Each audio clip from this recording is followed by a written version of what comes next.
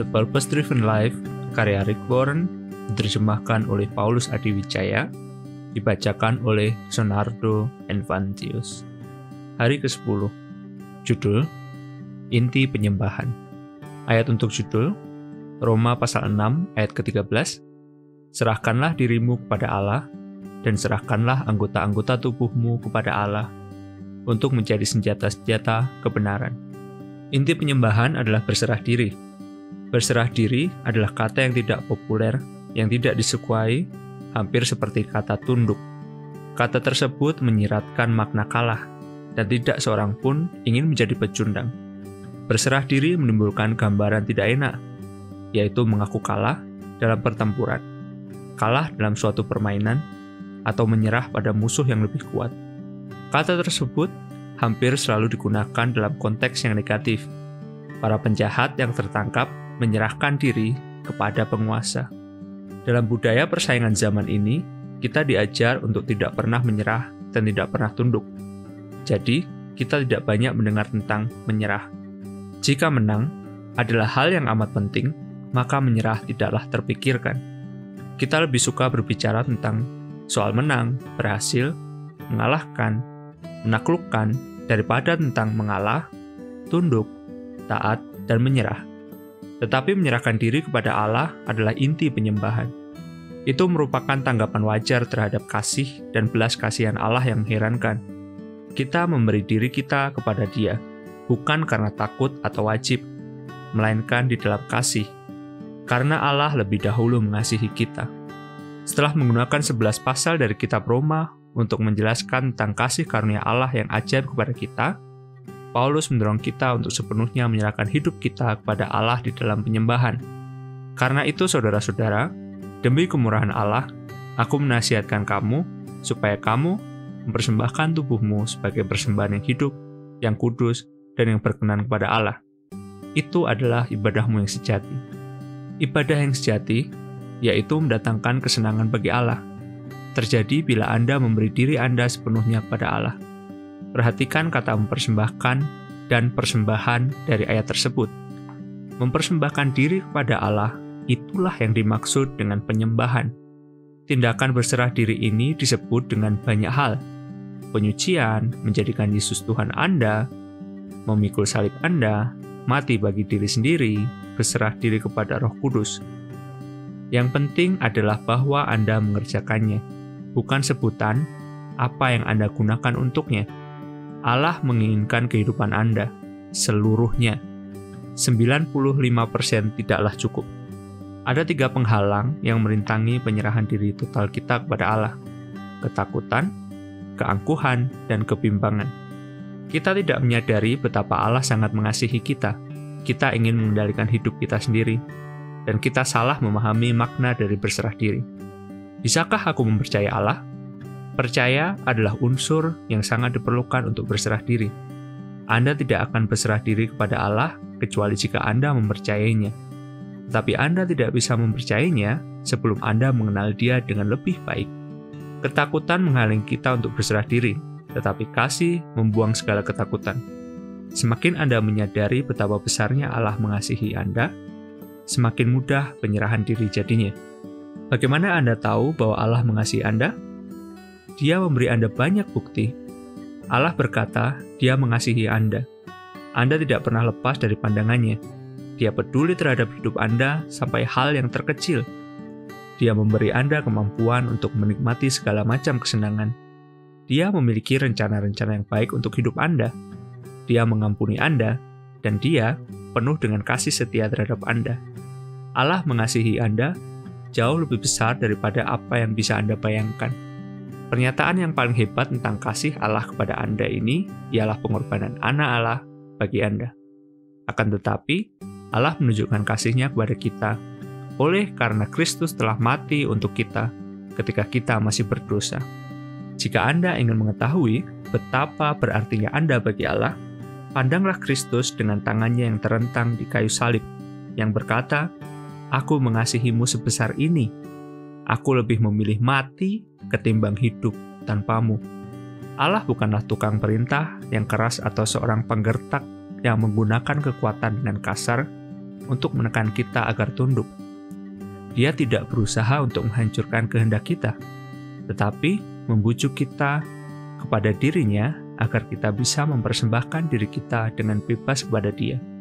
Allah adalah pengasih dan pembebas, dan berserah diri kepadanya menghasilkan kebebasan, bukan belenggu.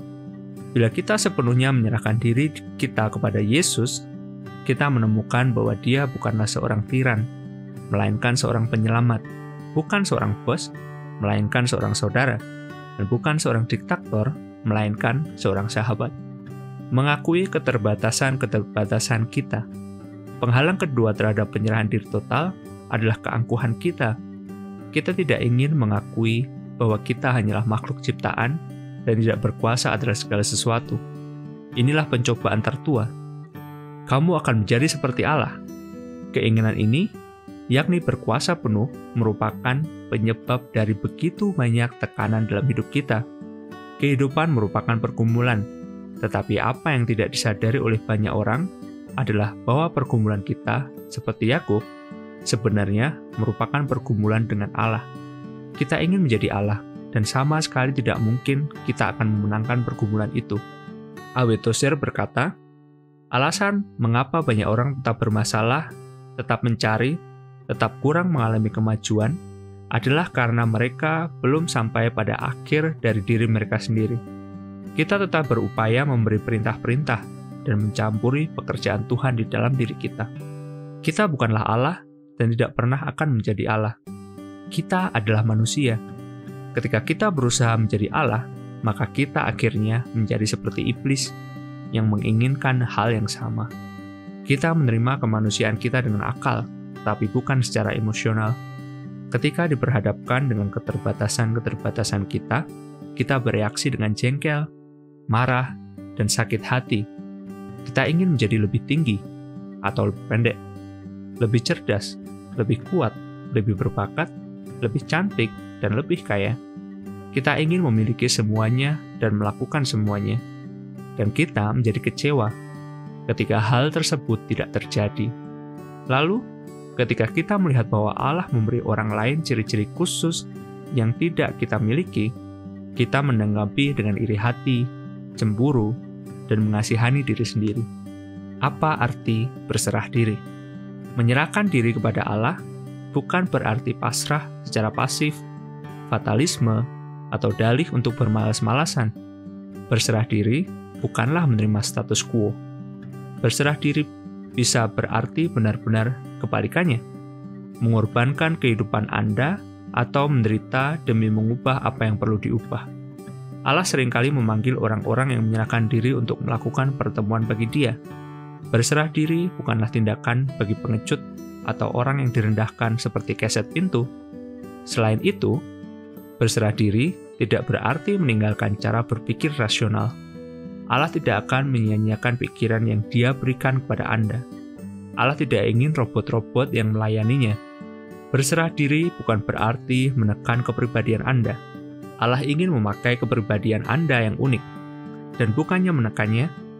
Berserah diri justru mengembangkan kepribadian Anda.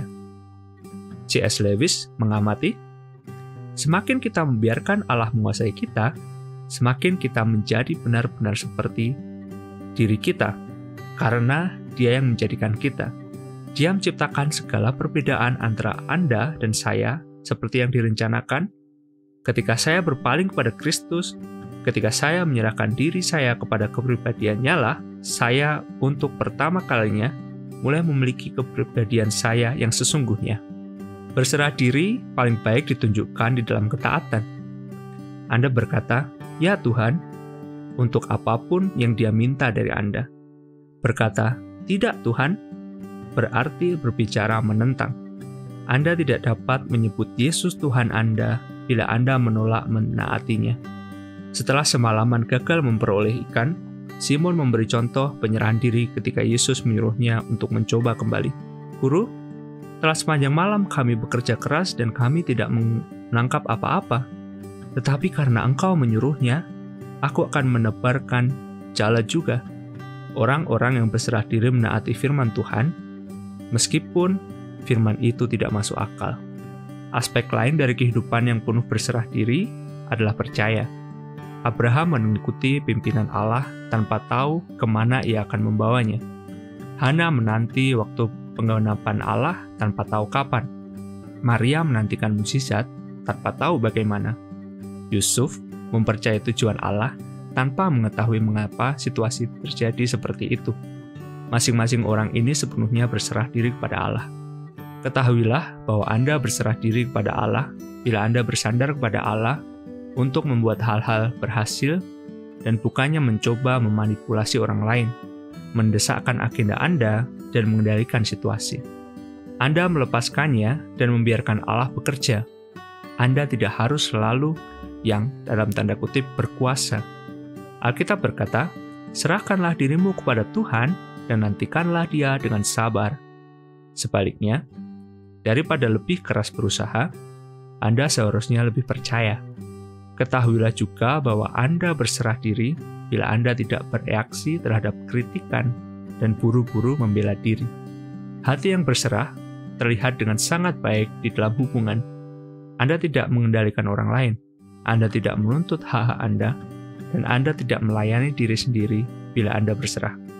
Bidang yang paling sulit untuk diserahkan bagi banyak orang adalah uang mereka. Banyak orang berpikir, aku ingin hidup bagi Allah, tetapi aku juga ingin memperoleh cukup uang untuk hidup dengan nyaman dan pensiun suatu saat. Pensiun bukanlah tujuan dari kehidupan yang berserah, karena pensiun akan bersaing dengan Allah untuk memperoleh perhatian utama kehidupan kita. Yesus berkata, kamu tidak dapat mengabdi kepada Allah dan kepada Mammon, dan karena di mana hartamu berada, di situ juga hatimu berada. Teladan terbesar dari penyerahan diri adalah Yesus. Malam sebelum Dia disalibkan, Yesus menyerahkan dirinya kepada kehendak Allah. Dia berdoa, "Ya Aba, ya Bapa, tidak ada yang mustahil bagimu. Ambillah cawan ini daripadaku, tapi janganlah apa yang aku kehendaki, melainkan apa yang Engkau kehendaki." Yesus tidak berdoa, "Allah, jika Engkau mampu menyingkirkan penderitaan ini, lakukanlah." Dia yakin bahwa Allah bisa melakukan apapun. Sebaliknya, dia berdoa, "Allah, jika ada dalam kehendak-Mu untuk menyingkirkan penderitaan ini, lakukanlah. Tetapi jika penderitaan ini menggenapi tujuan-Mu, itulah yang aku inginkan juga." Penyerahan diri yang tulus berkata, "Bapa, jika masalah penderitaan, sakit, penyakit, atau situasi ini diperlukan untuk memenuhi tujuan dan kemuliaan-Mu di dalam kehidupanku atau orang lain, janganlah singkirkan itu." Dalam kasus Yesus, Dia begitu banyak menderita atas rencana Allah, sehingga Dia berkeringat seperti tetesan darah. Berserah diri adalah pekerjaan yang berat. Dalam kasus kita, berserah diri merupakan peperangan sengit melawan sifat kita yang mementingkan diri sendiri. Berkat dari berserah diri. Alkitab sangat jelas tentang bagaimana Anda memperoleh keuntungan bila Anda sepenuhnya menyerahkan kehidupan Anda kepada Allah. Pertama, Anda mengalami ketentraman. Berlakulah ramah terhadap Dia, supaya engkau tentram. Dengan demikian, engkau memperoleh keuntungan. Selanjutnya, Anda mengalami kemerdekaan. Serahkanlah dirimu kepada jalan-jalan Allah, maka kemerdekaan tidak akan pernah berhenti. Perintah-perintahnya memerdekakan kamu untuk hidup secara terbuka di dalam kemerdekaannya. Ketiga, Anda mengalami kuasa Allah di dalam kehidupan Anda. Pencobaan-pencobaan yang susah hilang dan masalah-masalah yang menguasai bisa dikalahkan oleh Kristus bila diserahkan kepadanya. Ketika Yosua mendekati pertempuran terbesar dalam kehidupannya, dia menemukan Allah, bersujud menyembahnya, dan menyerahkan rencana-rencananya. Penyerahan diri itu membawa kemenangan yang luar biasa di Yeriko. Inilah paradoksnya. Kemenangan datang melalui penyerahan diri. Berserah diri tidaklah memperlemah Anda. Berserah diri memperkuat Anda. Setelah berserah diri kepada Allah, Anda tidak perlu takut atau berserah diri kepada hal lainnya. William Booth, pendiri Bala Keselamatan, berkata, "Kehebatan kuasa manusia adalah dalam kadar penyerahan dirinya." Orang-orang yang berserah diri adalah orang-orang yang Allah pakai. Allah memilih Maria untuk menjadi ibu Yesus, bukan karena dia berbakat, atau kaya, atau cantik, tetapi karena dia sepenuhnya berserah diri kepadanya. Ketika malaikat menjelaskan rencana Allah yang mustahil, Maria dengan tenang menanggapi, "Sesungguhnya, aku ini adalah hamba Tuhan, dan aku bersedia menerima apapun yang Ia kehendaki. Tidak ada apapun yang lebih berkuasa daripada kehidupan yang diserahkan ke dalam tangan Allah. Karena itu, serahkanlah dirimu sepenuhnya kepada Allah." Cara terbaik untuk hidup. Semua orang akhirnya berserah diri pada sesuatu atau seseorang. Jika bukan kepada Allah, Anda akan berserah diri pada pendapat atau harapan orang lain, pada uang, kepada sakit hati, kepada ketakutan, atau kepada keangkuhan, hawa nafsu, atau ego Anda sendiri. Anda dirancang untuk menyembah Allah, dan jika Anda gagal menyembah Dia, Anda akan membuat hal-hal lain dalam kurung berhala-berhala yang kepadanya Anda akan memberikan hidup Anda. Anda bebas memilih kepada apa Anda berserah diri, tetapi Anda tidak bebas dari akibat pilihan Anda. E. Stanley Jones berkata, "Jika Anda tidak berserah diri kepada Kristus, Anda berserah diri kepada kekacauan. Berserah diri bukanlah cara terbaik untuk hidup. Berserah diri ialah satu-satunya cara untuk hidup. Semua pendekatan lainnya menghasilkan keputusasaan, kekecewaan, dan perusakan diri sendiri." Alkitab versi King James menyebutkan berserah diri, ibadahmu yang sejati. Versi lainnya menerjemahkannya, cara yang paling masuk akal untuk melayani Allah. Menyerahkan hidup Anda bukanlah dorongan emosional yang konyol, tetapi suatu tindakan yang masuk akal dan cerdas. Hal yang paling bertanggung jawab dan bijaksana yang bisa Anda lakukan dengan kehidupan Anda. Itulah sebabnya Paulus berkata, "Karena itu, kami berusaha sungguh-sungguh untuk menyenangkan hatinya." Saat-saat paling bijaksana Anda adalah ketika Anda berkata ya kepada Allah. Kadang-kadang butuh waktu bertahun-tahun, tetapi akhirnya Anda menyadari bahwa penghalang terbesar untuk berkat Allah dalam kehidupan Anda bukanlah orang lain, tetapi diri Anda sendiri, yaitu kehendak diri, kesombongan yang sukar dihilangkan, dan ambisi pribadi Anda. Anda tidak bisa memenuhi tujuan Allah bagi hidup Anda sementara Anda mementingkan rencana-rencana Anda sendiri. Jika Allah hendak melakukan karyanya yang terbesar di dalam Anda, itu akan dimulai dengan hal tersebut. Jadi, serahkan semuanya kepada Allah. Penyesalan masa lalu Anda, masalah-masalah Anda sekarang, ambisi masa depan Anda, ketakutan, impian, kelemahan, kebiasaan, kepahitan, dan kecemasan Anda. Tempatkan Yesus Kristus di kursi pengemudi dari kehidupan Anda, dan lepaskan tangan Anda dari kemudi. Janganlah takut. Tidak ada apapun di bawah kendalinya yang bisa lepas kendali. Dengan dipimpin oleh Kristus, Anda bisa menanggulangi apapun. Anda akan menjadi seperti Paulus. "Aku siap menghadapi apapun dan sanggup menghadapi segala perkara melalui Dia yang memberiku kekuatan batin, yaitu aku sanggup mencukupi keperluanku sendiri dengan kecukupan Kristus." Titik penyerahan diri Paulus terjadi di jalan ke Damsyik setelah dia rebah karena cahaya yang membutakannya. Bagi orang lain, Allah mendapatkan perhatian kita dengan metode-metode yang tidak begitu drastis. Bagaimanapun juga, berserah diri tidak pernah merupakan peristiwa satu kali.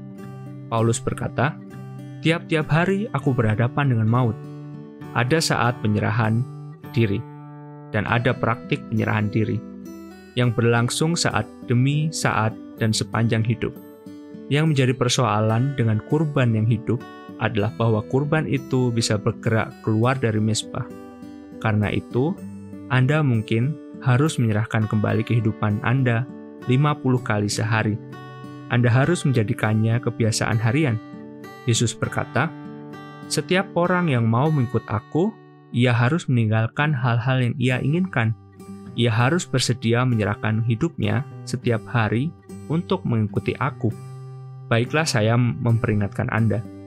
Bila Anda memutuskan untuk menjalani kehidupan yang sepenuhnya diserahkan, keputusan tersebut akan diuji. Kadang, itu berarti melakukan tugas-tugas yang tidak enak, tidak umum, mahal, atau tampaknya mustahil. Itu akan sering berarti melakukan hal yang berlawanan dengan apa yang Anda ingin kerjakan. Salah satu pemimpin Kristen besar pada abad ke-20 adalah Bill Bright, pendiri Campus Crusade for Christ. Melalui pekerjaan crusade di seluruh dunia, traktat 4 hukum rohani dan film Yesus ditonton oleh lebih dari 4 miliar orang. Lebih dari 150 juta orang telah datang pada Kristus dan akan menghabiskan kekekalan di surga. Suatu kali saya bertanya kepada Bill, "Mengapa Allah begitu hebat memakai dan memberkati kehidupan Anda?" Dia berkata, "Ketika masih muda, saya membuat perjanjian dengan Allah. Saya menuliskannya dengan persis dan menandatangani nama saya di bawahnya. Perjanjian tersebut berkata, mulai hari ini, saya adalah budak Yesus Kristus. Pernahkah Anda menandatangani perjanjian seperti itu dengan Allah? Ataukah Anda masih berdebat dan bergumul dengan Allah mengenai haknya untuk memperlakukan kehidupan Anda seperti yang Dia inginkan? Sekarang adalah waktu Anda untuk berserah diri kepada kasih karunia, kasih, dan hikmat Allah." Pokok untuk direnungkan, inti penyembahan adalah berserah diri. Ayat untuk diingat dari Roma pasal 6 ayat 13b. Serahkanlah anggota-anggota tubuhmu kepada Allah untuk menjadi senjata-senjata kebenaran. Pertanyaan untuk dipikirkan, bidang apa dalam kehidupan saya yang tidak saya serahkan kepada Allah?